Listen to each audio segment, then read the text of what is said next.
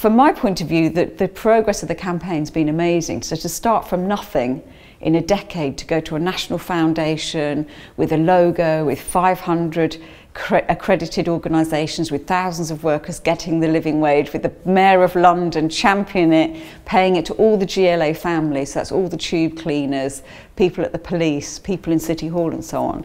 That is a remarkable story.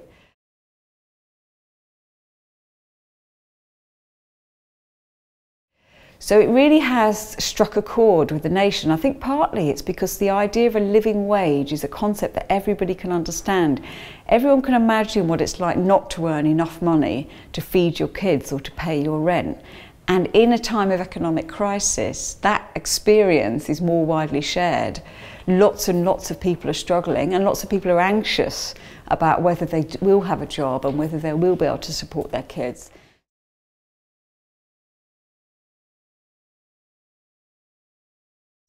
So the last Labour government realised there was this problem of more and more people going to work and still being poor, and the effect that had on their children and their children's performance in the future. So they brought in tax credits, and what tax credits do is redistribute money to people who are in work, not people who are out of work. And the great thing about the living wage is that if you put wages up, you then reduce the amount of money that the state is giving to people to top up their wages.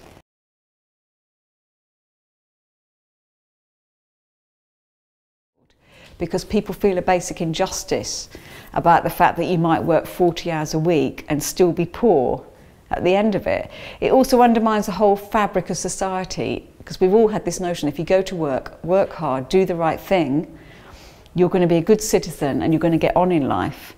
And if you actually find that when you go to work you're not earning enough to support your family, you might even be better off on benefits, it pulls the rug underneath the sense of citizenship that people have had in the post-war period.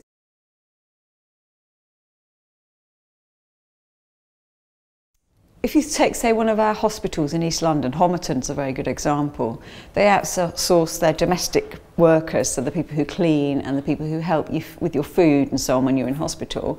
They were outsourced in the 1980s, and over that time period that workforce has been transferred from contractor to contractor each time the contract's been re-tendered.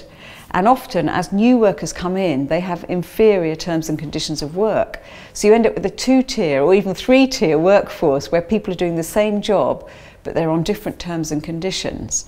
And as wages have been squeezed at the bottom, often workers have compensated by getting into debt, so debt's gone up, but also by doing very long hours of work. So it's not unusual to find people cleaning in one place in the morning, going to do a care job maybe during the day, and then picking up another cleaning job in the evening. So they might be working 60, 70, 80 hours a week, often at minimum wages, just to put food on the table.